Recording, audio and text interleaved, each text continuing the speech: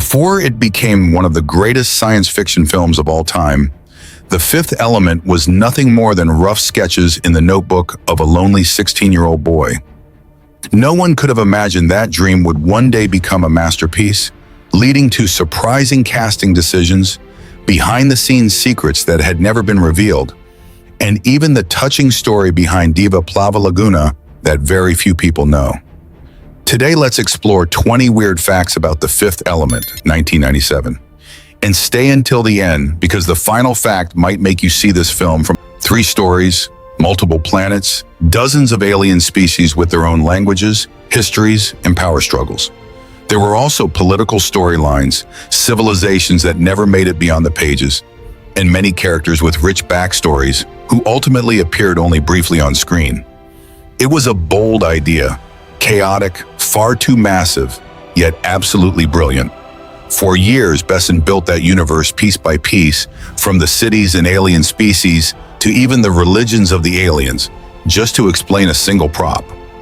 But when the film entered production, the studios objected because it was too weird, too big, and too risky. And then he decided to cut it all down. He condensed everything into a single film, but still preserved its distinctive style and chaos. What audiences saw on screen was only a small part of the vast universe Luc Besson had created. The rest remained in his notebooks and in his imagination. Number 18. Luc Besson began writing this screenplay at the age of 16 to escape his lonely life.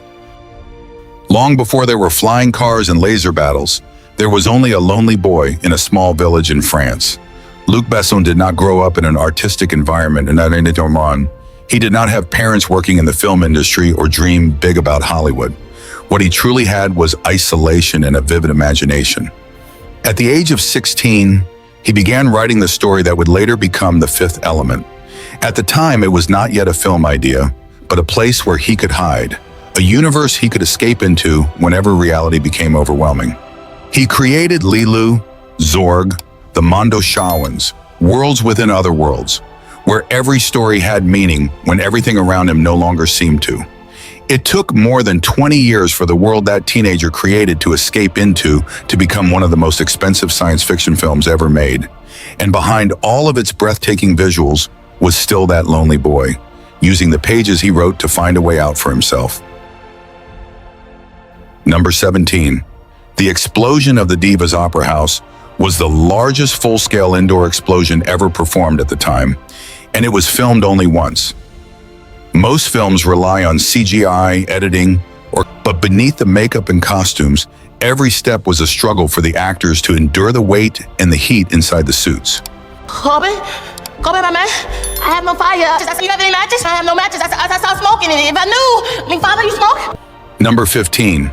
Luc Besson gambled the entire film on a global audience.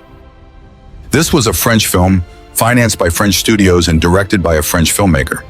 Yet The Fifth Element was filmed entirely in English. Not because of style, but because of survival. Luc Besson understood that for a strange, colorful, and enormously expensive film like this to reach a global audience, it had to overcome the language barrier. So he cast American stars, worked with a British crew, and filmed the entire movie at Pinewood Studios in London. At the time, it was the most expensive film production in French history. But to conquer the world, it had to be told in the language of Hollywood blockbusters. And that decision paid off. The Fifth Element not only became a global success, but also went on to become one of the most beloved science fiction films of the 1990s. Number 14. The search took place on a massive scale. More than 8,000 actresses auditioned for the role.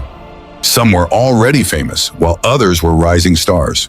Elizabeth Berkley, who had just gained attention with Showgirls, was one of them. She gave a bold audition. Others arrived with a science fiction style, powerful voices, and carefully prepared alien mannerisms. Yet none of them brought the feeling Luc Besson was looking for. But Luc Besson said he immediately felt her presence. She did not seem like she came from anywhere, not France, not America, not even Earth. She seemed to belong to the future. And the moment she spoke, he knew she was Leeloo.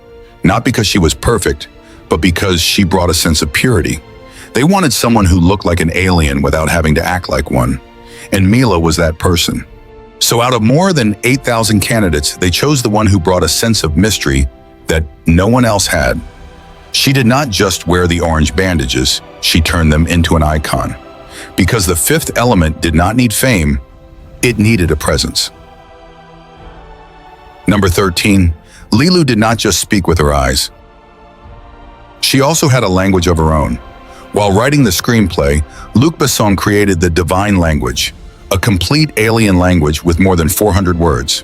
He and Milla Jovovich developed it together, refined it, and practiced it throughout the filming process. Then, as their relationship in real life grew deeper over time, they began using that very language for another purpose. They wrote each other love letters, private notes, and the language gradually became their secret code. Although their romance did not last, the language remained in the film. So, think of the famous hallway fight scene where Leeloo takes down a group of armed guards. It was not CGI, and the person wearing the orange wig was not a stunt double. It was Milla herself performing the kicks, the acrobatic moves, and going through take after take. To complete the role, she accepted bruises and performed most of the high-intensity action scenes herself. Because for the fifth element to feel real, the film's most powerful weapon also had to feel pain, fight, and fall like a human being. Number 11. Behind Diva Plavalaguna was a secret that very few people know. On screen, she held the key to the universe. In real life, her own world was quietly falling apart. The alien diva in The Fifth Element was not only known for her extraordinary voice, she was also Luc Besson's wife. Her name was Maiwen, a talented French actress and director hidden beneath the iconic blue makeup. Besson cast her as Diva Plavalaguna, the mysterious character whose voice unlocked the power to save the entire universe. On screen, she captivated audiences with every movement and every note she sang. But behind the scenes, a different story was unfolding. During the making of the film, Besson began to fall in love with Milla Jovovich and completely transformed herself for the role of Leeloo. The relationship between Besson and Milla began with the smallest things. Language lessons together, long days on set, and late-night script discussions. But it grew so quickly that it could no longer be controlled. By the time the film was finished, Besson quietly ended his relationship with Maiwen and publicly began a relationship with Milla. There was no loud scandal, only a quiet change. The woman who played the key to saving the world watched her husband gradually turn toward another fifth element. Number 10. Even after the screenplay was finished, the future of the film was still uncertain because Corbin Dallas almost had a completely different face. Before Bruce Willis agreed to join the film, the studio had already prepared a backup plan with Mel Gibson. At the time, he had just achieved massive success with Braveheart and was a global star with enormous box office appeal. On paper, he seemed like the perfect choice. Yet Luc Besson still hesitated. He felt Gibson's energy was not the right fit. Too dark, too grounded. What he was looking for was someone who could face chaos while still keeping a smile through it all. In the end, Bruce Willis accepted the role, and everything immediately changed. Corbin Dallas was no longer just a soldier, but an unlikely hero with dry humor, constant bad luck, and a taxi full of destiny. If Mel Gibson had played the role, the film would probably have been darker and grittier. But it was Bruce Willis who brought the balance of action and humor that truly actually worked. At least the flamethrower was real. The prop department built a fully functional version of the gun, including a real flamethrower system. However, during the very first test, they nearly burned down the entire set. A burst of fire shot higher than expected, and the flames swept across the ceiling, causing the entire crew to immediately rush in with fire extinguishers. Fortunately, no one was injured, but everyone realized how dangerous the prop was. After that incident, the crew had to tighten safety measures whenever the gun appeared on set. But Luc Besson still wanted to keep it in the film because he believed that practical effects always created a more realistic feeling. And that was also why The Fifth Element impressed audiences not only with its imagination, instead he wanted fashion to tell a story as well. So he brought in Jean-Paul Gaultier, the legendary French fashion designer. He did not just design a few standout costumes. He personally created more than 1,000 costumes for the film. Every alien race had its own style, silhouette, materials, and design rules. The Mondo Shawans were covered in ancient armor, resembling the robes of pyramid priests. Meanwhile, the Mangalores looked like metal-covered, dusty, and chaotic mercenaries. Even characters who appeared on screen for only about 2 seconds wore completely unique costumes. Taxi drivers wore reflective street clothing. Flight attendants wore form-fitting neoprene corsets. Security officers looked like nightclub bouncers from another planet. It was not just costume design. It was an entire world created one stitch at a time. Because in The Fifth Element, you did not need long explanations. Just by looking at the costumes, an entire universe appeared before your eyes. Number 6. Willis and Oldman never appeared in a single scene together. The hero and the villain, the two icons of the film, yet they never met. Not once, not even by chance. Bruce Willis and Gary Oldman, Corbin Dallas and Zorg existed in the same story, but they never faced each other. And that was not because of the every scene. The role of Ruby Road was originally meant for someone else, Prince. From the very beginning, Luc Besson wanted him for the role. Prince's voice, energy, and gender-fluid style seemed almost made for Ruby Road. Prince was interested, agreed to meet, liked the screenplay, and had almost accepted the role. But then he saw the costumes designed by Jean-Paul Gaultier, lace, mesh, deep necklines, and even high heels. Prince decided to turn it down. He felt they were too feminine, too extreme, even for him. So Luc Besson turned to Chris Tucker, a completely different kind of energy, younger, faster, and more explosive.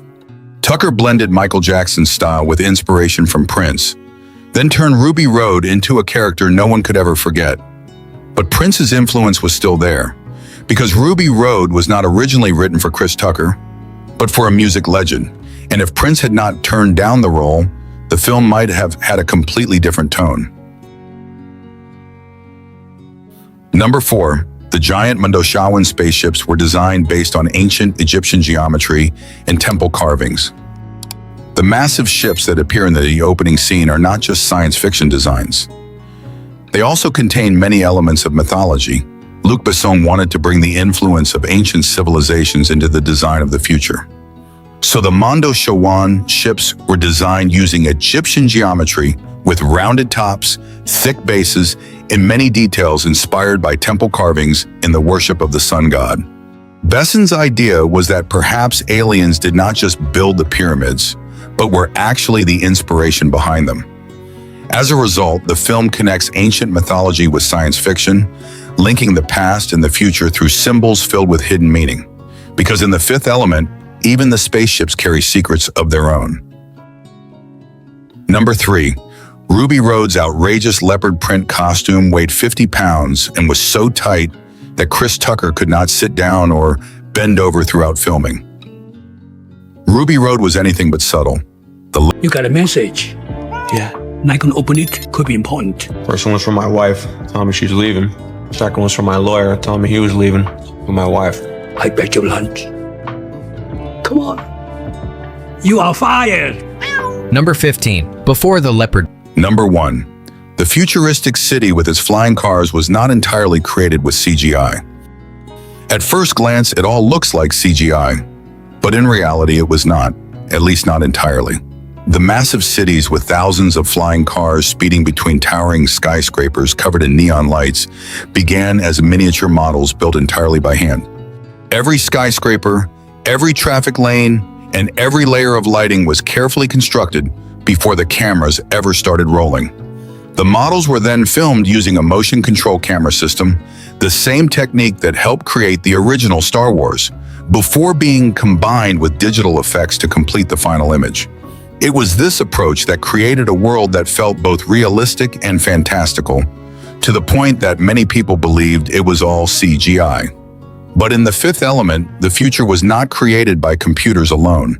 It was also built through human craftsmanship and imagination.